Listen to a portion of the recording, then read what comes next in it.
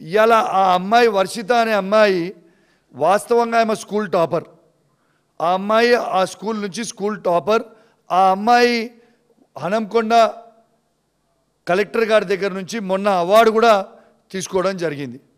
ఆ అమ్మాయిని ఆ స్కూల్లో ఉన్న ప్రిన్సిపల్ గారు, వైస్ ప్రిన్సిపల్ గారు, టీచర్ గారు ఎంత దారుణంగా హరాస్మెంట్ చేస్తూ ఉన్నారంటే, ఏం హరాస్మెంటు, ఆ భోజనంకి సంబంధించిన సామాన్ ఏదైతే గురుకుల స్కూల్కి పిల్లలకి భోజనం పెట్టడానికి ఆ గ్రాసరీస్ ఇస్తారో, ఆ రైస్ ఇస్తారో, అవన్నీ ఆ గ్రాసరీస్ వీళ్ళు ఎత్తుకపోతుంటే ఆ అమ్మాయి చూసింది.